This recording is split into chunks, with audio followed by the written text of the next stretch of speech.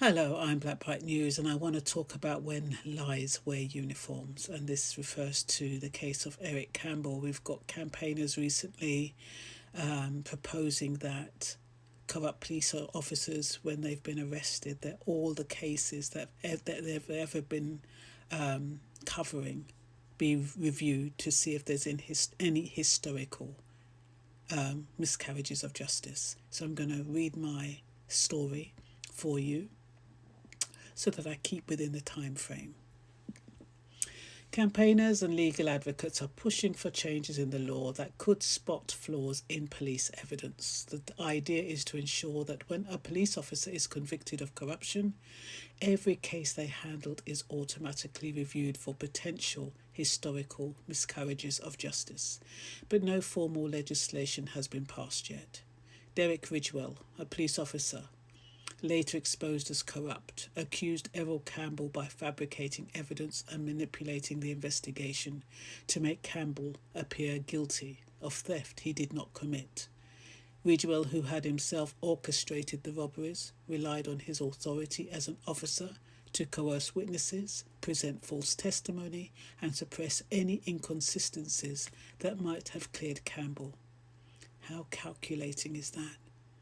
With the weight of the police's word behind him and no independent scrutiny at the time, the court accepted Ridgewell's account, leading to Campbell's wrongful conviction and imprisonment. Errol Campbell's original conviction for theft and conspiracy to steal from the Bricklayers Arms Good Depot, based on Ridgewell's evidence, dated back to a trial in 1977, when he was sentenced to 18 months in prison. Some media accounts note that his life was deeply affected by the conviction, and I can understand why.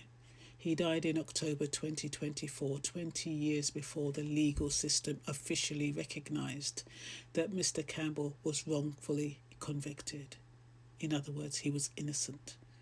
17th of July 2025 marks the formal point when the conviction of Errol Campbell was quashed by the Court of Appeal, England and Wales. They say time heals all wounds, but some wounds only grow deeper with time. Some wounds stretch across a lifetime, some stretch across generations, and some are made by the people who are supposed to protect us. This is the reality for those wrongfully convicted, accused by the very people entrusted with justice. Errol Campbell, convicted of a crime he did not commit, framed by a corrupt police officer. That officer later was found to have committed the very crimes he accused others of, destroying lives in the process. Campbell never lived to see his name cleared. Justice in his case came too late. It should have felt like a victory for him and his family, but it was a victory soaked in grief, a victory that feels like a door unlocking long after the person behind it has stopped knocking. And he's not alone. The Stockwell Six, the Oval Four, Steve Simmons, the Bridgewater Four, Stephen Downey, the Lynette White case. These are all names marking decades of suffering. Innocent people, often from marginalised communities, convicted on fabricated, coerced or unreliable evidence. Families forced to live under the shadow of a crime their loved ones did not commit. Families carrying shame and loss while the system offered little recourse. Because how do you celebrate justice that arrives after death? How do you cheer for truth when it comes decades too late to mend the life it broke? And why did justice take so long to arrive? Not because the courts move slowly, but because of structures and loyalties inside the system itself. The blue wall of silence is one of them. A culture where officers are reluctant to report misconduct by colleagues, whether out of loyalty, fear or belief that exposing wrongdoing would weaken the force. Sometimes invisible networks of influence, ties that are formal or informal, like historic membership in organisations such as Freemasonry, can create additional barriers. They protect the guilty and leave the innocent exposed. They slow investigations. They hide misconduct. They make it almost impossible for justice to arrive in a timely way. Imagine what that means for an ordinary person being accused of something they did not do, going to court, being judged, being locked away. Life continues outside, jobs lost, friends turn away, families strained. You are treated as guilty by society while your voice is ignored. And the longer the injustice goes unchallenged, the heavier the burden becomes. This is why reforms today are so important. The law is starting to change. When a police officer is convicted of corruption, every case they touched is now reviewed automatically. The review can prevent others from carrying decades of stolen life. It cannot restore what has already been lost. It cannot return the time that was stolen. But it can acknowledge the truth. It can acknowledge harm.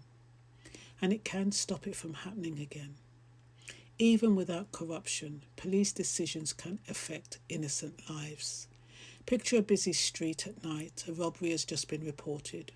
Witnesses give a description: a man, mid-20s, dark hoodie, carrying a backpack. 10 minutes later, officers see someone walking quickly. Light jacket, no backpack. Clearly not the suspect, right? But the person looks nervous, keeps glancing over their shoulder, and they move away from the direction of the shop. The person may be completely innocent, but the officers don't know that yet. And bias can make things worse. If the person belongs to a group that officers have consciously or unconsciously associated with crime, they are more likely to be stopped. This is how a system intended to protect can also inflict harm. How justice can fail, even in small ways, repeatedly over time. These patterns ripple far beyond one arrest or one conviction. They ripple through families, through communities, through generations. They erode trust. They leave fear, anger, shame, anxiety.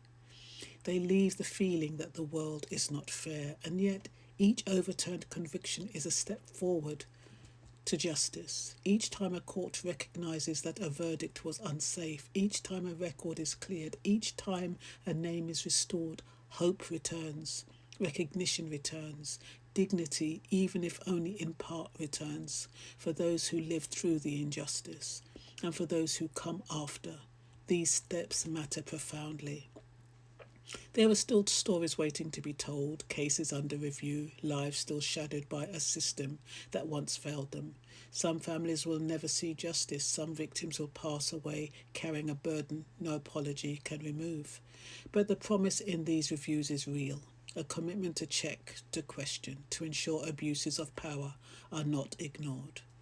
And this promise matters to all because no one is immune. Anyone could be next.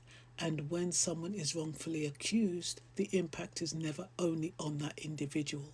It touches everyone who knows them, loves them, or depends on them. This is why innocence is not a privilege, it's not a favour, it is not something granted by authority or revoked by corruption. Innocence is a birthright, and no one, no matter the uniform they wear, has the right to take it away.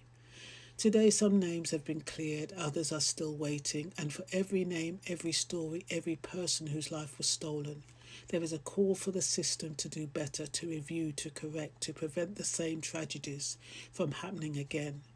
Justice may be delayed, but when it arrives it matters, and the hope is that no one else will have to wait decades to hear the truth about themselves, their parent, their child, or their loved one, because truth matters, because dignity matters, because lives matters, and in the case of the victims I have referred to in this story, Black Lives Matter. Even as this phrase Black Lives Matter may feel less visible in the headlines today, the underlying struggle it represents is far from over, and cases like Errol Campbell remind us why. Systemic racism, institutional bias, and networks of power within policing can quietly shape lives for decades, erasing innocence and leaving families to carry the consequences long before public attention arrives. The fading of a slogan does not mean the work is done.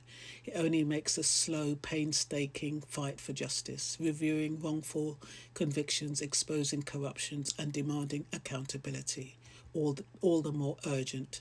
These are battles that continue quietly behind the headlines, where real lives, lost time, and stolen dignity